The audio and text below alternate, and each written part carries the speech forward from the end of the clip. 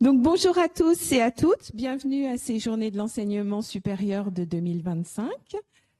Moi je suis Anne Igé, responsable de la licence professionnelle codeur en langue française parlée complétée, que je vais vous présenter maintenant. Avant de vous présenter le métier de codeur en langue française parlée complétée, je vais tout d'abord vous expliquer ce qu'est la langue française parlée complétée, la LFPC. Alors, ce n'est pas un nouveau parti politique.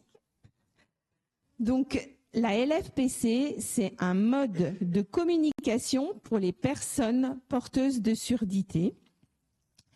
Et cette LFPC va utiliser un codage manuel des sons de la langue française, donc c'est le code LPC, qui va venir en complément de la lecture sur les lèvres.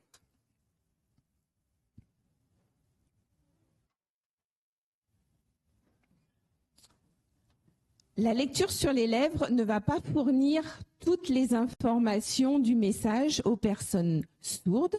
Il faut savoir que seulement 30% des sons de la parole ne marchent pas très bien. Est-ce que ça va mieux là? Ouais. Donc seulement 30% des sons de la parole prononcés sont visibles sur les lèvres. Alors pourquoi? En raison tout d'abord de ce que l'on appelle les sosies labiaux. C'est quoi les sosies labiaux? Les sosies labiaux, c'est pour des sons différents, on va avoir exactement le même mouvement sur les lèvres. Par exemple, quand je vous dis papa, maman, si je vous le fais sans le son, c'est exactement le même mouvement des lèvres. Et il y a aussi des sons qui sont invisibles. Par exemple, le son « que » sur les lèvres, le son « ge », le son « re ». Par exemple, c'est difficile de différencier le mot « grain » du mot « gain » ou le mot « gras » du mot « rat ». OK ? Et donc, ce code LPC va permettre, en complément à la lecture sur les lèvres, de lever justement toutes ces confusions entre les différents sons. Et donc, il se réalise avec 5 positions de la main pour représenter les sons voyelles.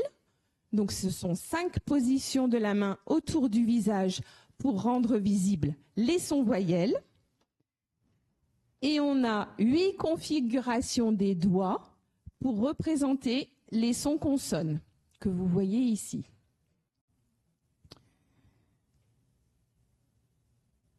Et donc, la combinaison des deux, son voyelle, son consonne, ça donne un code syllabique complété à la lecture sur les lèvres qui va rendre visible et accessible la langue française.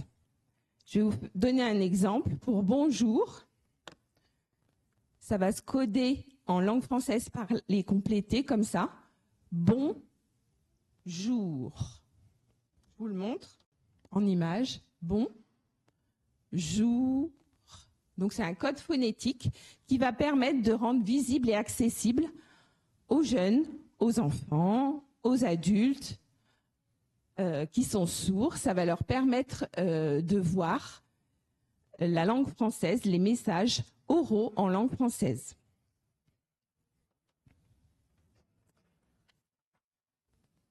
Alors, attention à ne pas confondre la LFPC avec la langue des signes française, que vous connaissez certainement tous, la LSF.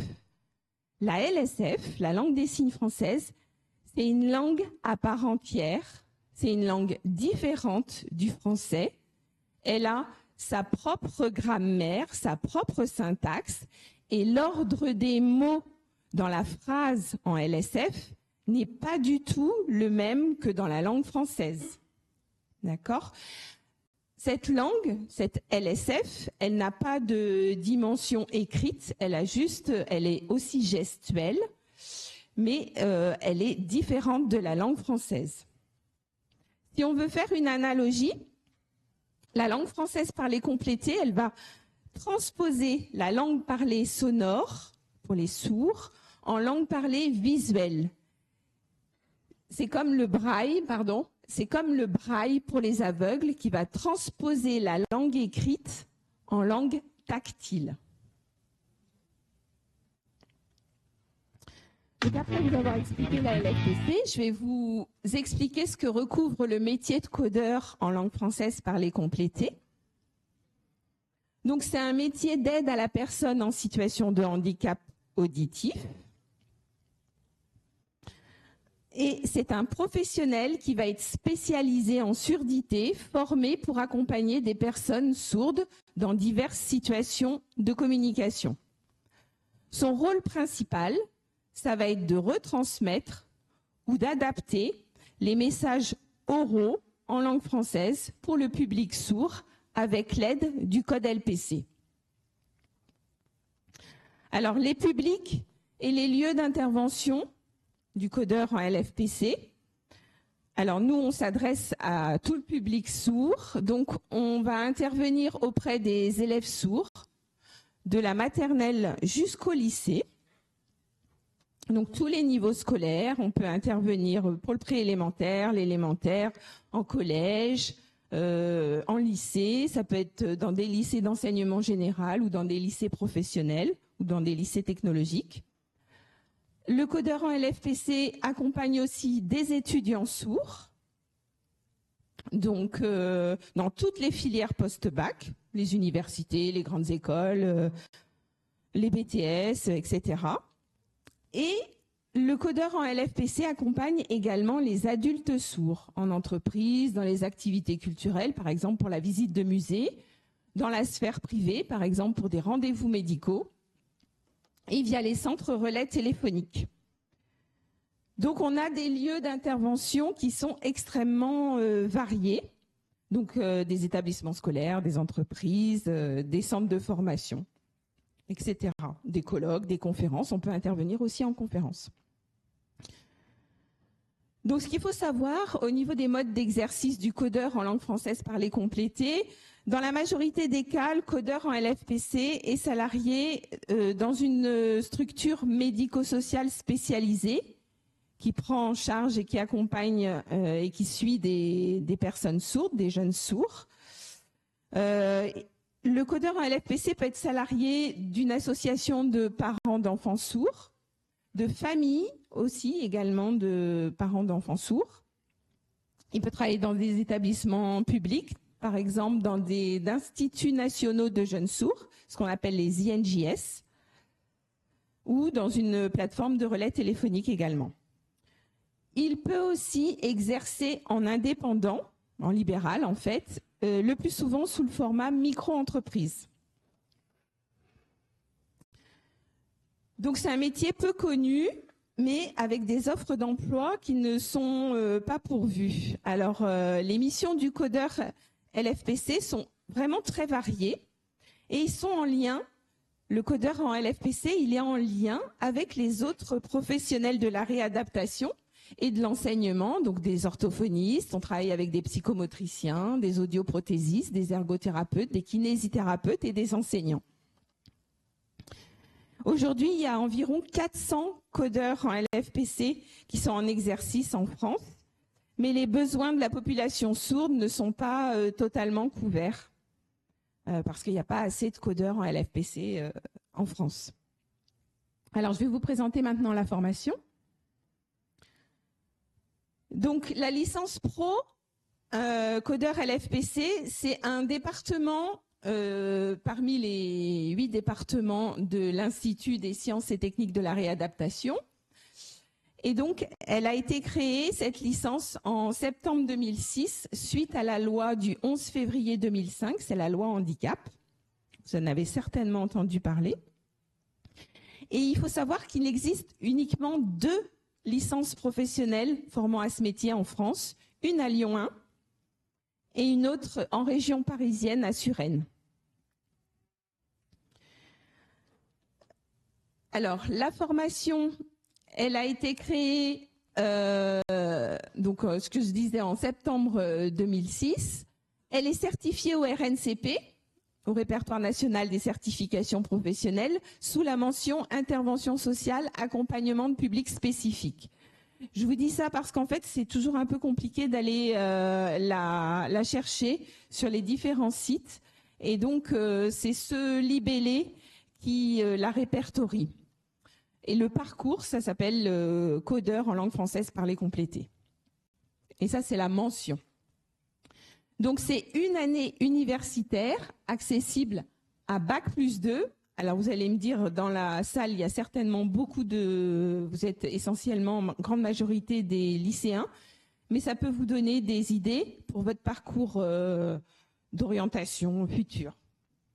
Je vais vous en reparler juste après. Donc, c'est un diplôme national, donc une année universitaire qui va conférer le grade universitaire L3, donc Bac+3, avec les 180 crédits européens. Alors, en termes de contenu, on a ça se déroule sur 2 semestres de cours, de septembre à juin. On est une formation en présentiel sur le campus de la ENEC, donc sur Lyon 8e. Et on va avoir 11 unités d'enseignement, environ plus de 450 heures d'enseignement entre les cours magistraux et les travaux dirigés, qui vont être répartis entre des enseignements académiques et des enseignements techniques et pratiques. L'enseignement technique, ça va être un socle de connaissances théoriques qui va s'articuler autour des sciences sociales, des sciences de l'éducation, de l'anatomie, de la physiologie de l'audition et de la phonation, de la surdité, les pathologies ORL. On a aussi nos étudiants qui vont bénéficier des cours mutualisés à l'Institut des sciences et techniques de la réadaptation, donc des cours de psychologie, de neuropsychologie, de plasticité cérébrale. Il va y avoir des cours de linguistique, phonétique, de l'acquisition du langage. Il y a des cours d'anglais aussi. Et bien sûr, sur le rôle et les missions du codeur en LFPC. Et donc, on a tout un pan d'enseignement technique et pratique autour, bien sûr, de la pratique du code LPC et de la LFPC. On a aussi de l'initiation à la LSF, la langue des signes, dont je vous ai parlé tout à l'heure, et une formation au Qt Speech. Le Qt Speech, c'est quoi? C'est la version originale de la langue française parlée complétée, c'est la version anglaise. Et puis plein d'autres choses sur la sensibilisation à la surdité, des clubs LFPC, etc.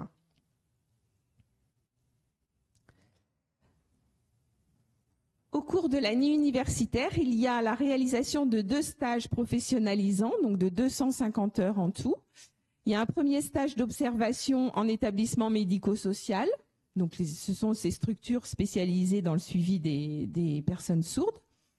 Et il y a un stage d'expérimentation aux côtés de codeurs en LFPC. Et donc, la réalisation également d'un projet professionnel tutoré avec une soutenance orale en fin d'année universitaire. Alors, donc, je vous le disais, au niveau des modalités d'admission et de l'accès, c'est un accès avec un Bac+2 validé. Donc, soit via la formation initiale. Elle est ouverte aussi depuis l'année dernière en alternance. Donc, il faut avoir validé une EL2 ou plus, un BTS par exemple, ou un BUT. Alors, DUT si c'est juste 2 ans. Et donc, vous pouvez faire avant n'importe quelle filière. Je vous dirai après les parcours qu'on retrouve en majorité dans la licence pro, mais vous pouvez vraiment avoir fait n'importe quelle filière. On est aussi accessible via la formation continue, toujours avec un Bac+2 validé, pour des personnes qui sont en reconversion, en transition professionnelle, des étudiants qui seraient en réorientation, qui auraient par exemple fait un service civique et qui viendraient reprendre des études. Donc ça, c'est tout à fait possible. Ou qui auraient fait une césure. Ça peut être des profils de salariés, des demandeurs d'emploi, des professions libérales. Alors, il y a une possibilité d'accéder à la licence sans le Bac+2. C'est via la VAPP, c'est ce qu'on appelle la validation des acquis personnels et professionnels. En fait, il faut avoir 2 ans d'expérience dans le champ de la surdité ou du handicap ou dans des établissements médico-sociaux. Alors, pour 2025-2026, nos modalités d'admission, alors nous, il n'y a pas du tout de candidature sur Parcoursup. Ça fonctionne complètement en dehors de Parcoursup. Vous pouvez directement retirer les dossiers de candidature, donc ça a commencé là le 13 janvier jusqu'au 9 juin, sur le site web de l'ISTR, sur notre page web. Et donc, on a une deuxième phase d'admission avec des entretiens de motivation en distanciel. Alors nous, on est une toute petite formation. Notre capacité d'accueil, c'est 20 étudiants. Donc on tourne aux environs plutôt de 10-15 étudiants. Donc c'est vraiment une formation à taille humaine. C'est vraiment un métier qui est très ciblé, qui est très spécifique dans le champ de la surdité et du médico-social. Et on a des lieux de stage, par contre, sur toute la France.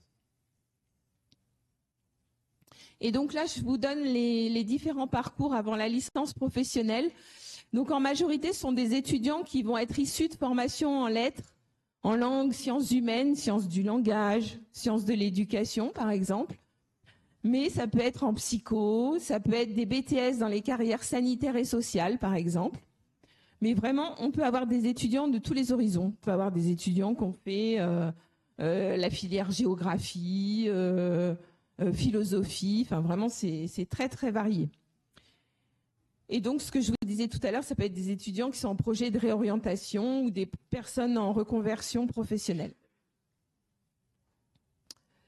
Alors nos étudiants, les qualités qui sont requises, il faut avoir une excellente maîtrise de la langue française orale et écrite. Ça, c'est extrêmement important parce qu'on va accompagner des élèves sourds pendant leurs apprentissages scolaires. Et la codeuse en LFPC, c'est une véritable pédagogue de la langue.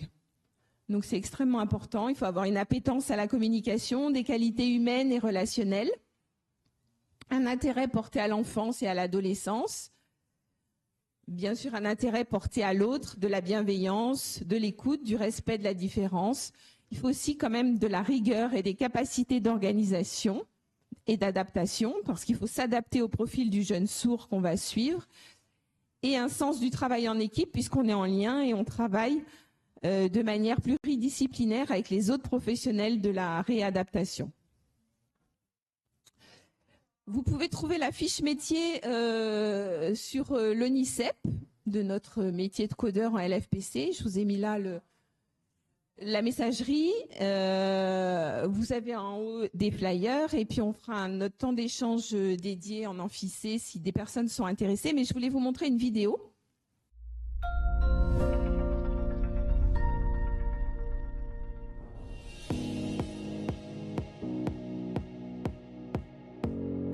Je suis Pauline Rowe, une codeuse en langue française parlée complétée, en Code Speech et en ELS, donc code anglais et code allemand. Je travaille au centre Charlotte Boulouin à Angers depuis 2010. Donc, le codeur en langue française parlée complétée, c'est un professionnel de la surdité. On est là pour transmettre visuellement tous les messages oraux de la langue française à la personne sourde ou malentendante qui utilise cet outil. Du coup, ça lui permet de recevoir tous les sons de la langue et de compléter en fait sa lecture labiale. Le codeur se place généralement donc devant la personne sourde et en ayant la personne qui parle principalement dans le champ visuel. C'est un code manuel qui se place près du visage. Donc, par exemple, pour les mots pain, bain, main qui se prononcent exactement de la même manière, on a le 1 qui est au niveau de la pommette et on place la configuration manuelle en fonction, donc ça devient pain, bain, main. Ici en langue française, mais ça vaut aussi pour les langues comme l'anglais, l'allemand, l'espagnol, où il y a un code approprié. Il y a deux types de codage. Quand on est codeur, c'est soit on fait un codage adapté s'il y a nécessité au niveau de la reformulation des phrases pour permettre une compréhension plus aisée pour la personne. Et après, il y a d'autres situations ou d'autres besoins qui peuvent être différents. Et donc dans ces cas-là, on est sur du codage simultané, où là on transmet intégralement en fait tout ce qui est dit sans aucune adaptation. Le code LPC est différent de la langue des signes déjà parce que c'est pas une langue à part entière, c'est un outil de réception. Donc le code LPC permet d'éviter toutes les confusions au niveau sosie-labiaux, permet d'éviter aussi toutes les confusions syntaxiques et grammaticales. Ce qui me plaît dans mon métier, c'est de pouvoir intervenir à tout niveau, en fait, que ce soit au niveau scolaire, au niveau professionnel ou même sur les événements de la vie privée. Les besoins sont complètement différents en fait, d'une personne à une autre, donc les interventions le sont aussi. Et puis le fait qu'on puisse naviguer entre les langues, d'avoir un outil qui puisse aussi permettre aux jeunes de pouvoir apprendre des langues étrangères et de pouvoir partir aussi librement que toute autre personne en fait.